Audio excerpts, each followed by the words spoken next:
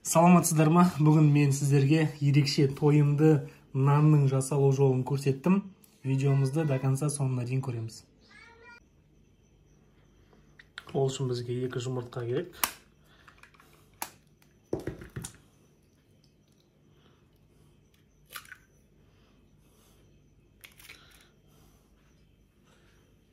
Және 250 мг сүт.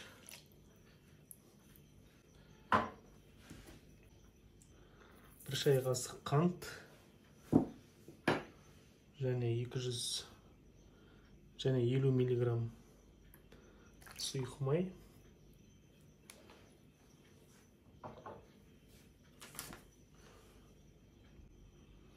Және 1 ас қасық құрғақ дрожжи керек.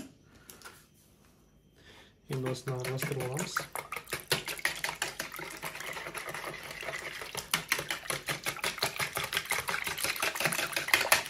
$500 грамм ұн.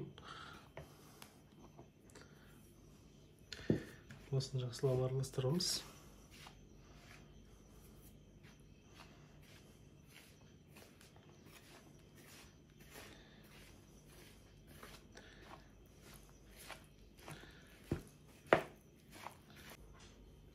Және 1 шай қасықтай тұз қосамыз.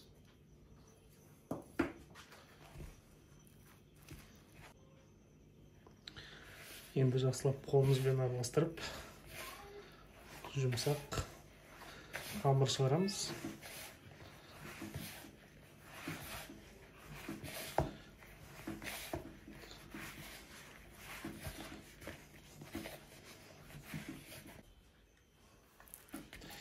Тестамыз кішкене қатты болып кетті. Мен сол үшін сыртын кішкене маймен сылап.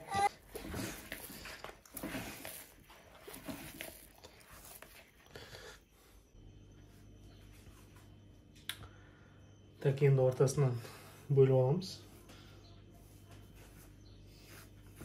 2 бөлікке.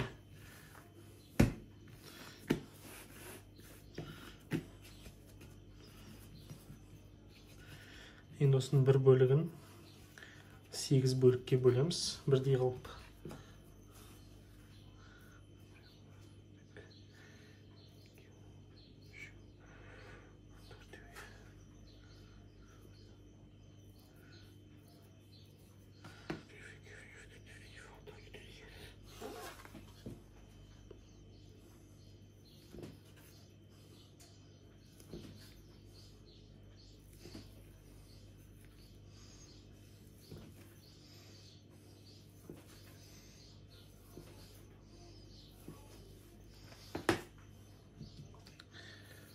Енді осыны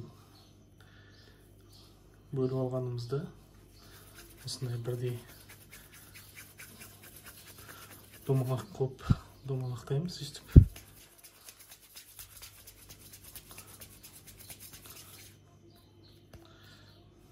Осындай домалақтар жасап аламыз.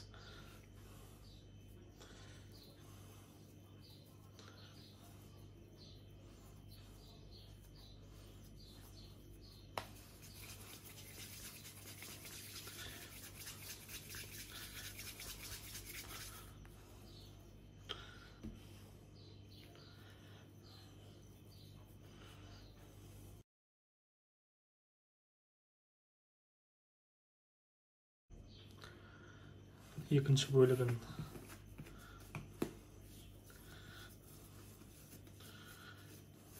домалатып жаямыз.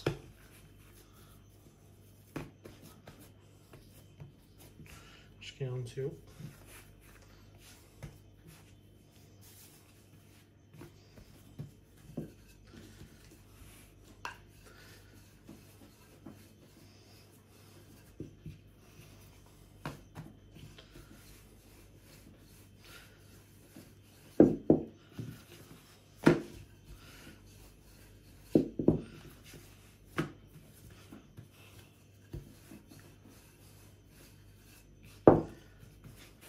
Не осындай домалақ қылып жайып аламыз.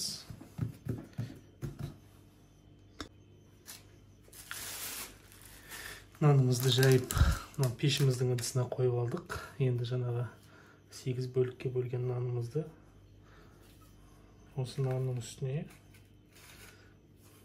қойып шығамыз бірдей қылып. Міне осылай.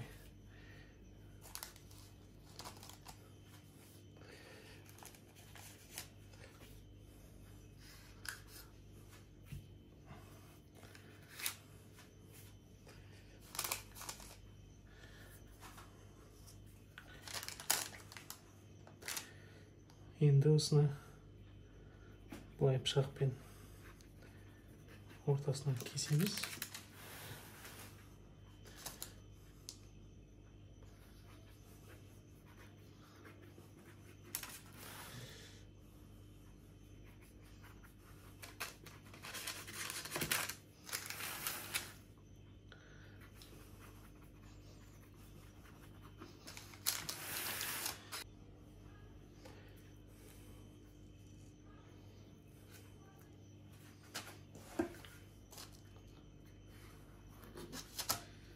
Міне осылайынан алып,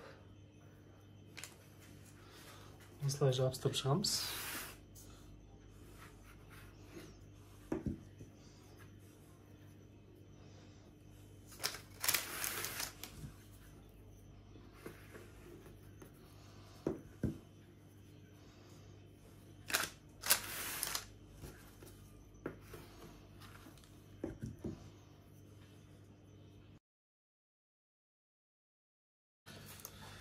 Енді осы нандарымыздың ортасынан осы стаканмен басып шығамыз.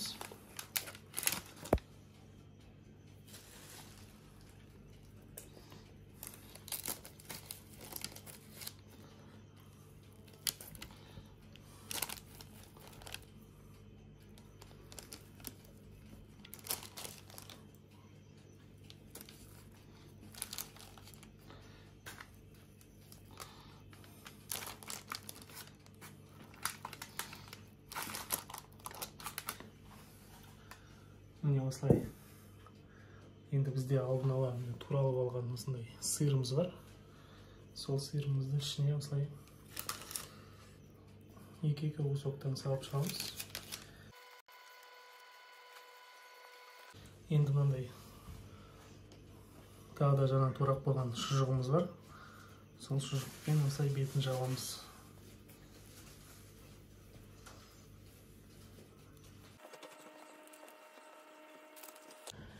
Енді осы нанымыздың бетіне қазір жұмыртқаның сарысын жағамыз.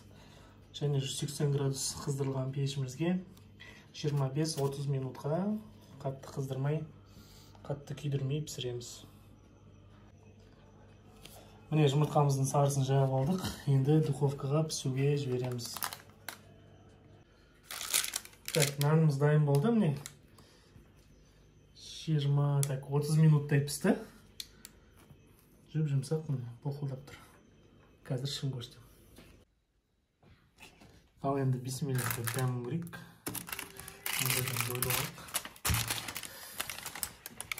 Вау!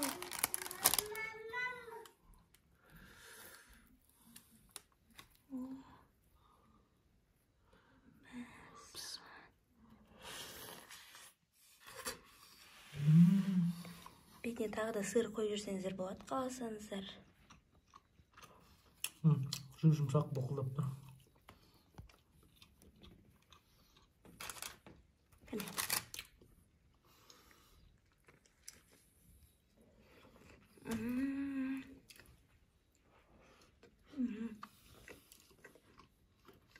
Керемет екен. Міндетті түрде жасап көріңіздер, өкінбейсіздер. Нанымыз дайын болды. Міндетті түрде жасап көріңіздер. Каналға қосылып, лайк басып, комментарий жазамыз. Сау болыңыздар.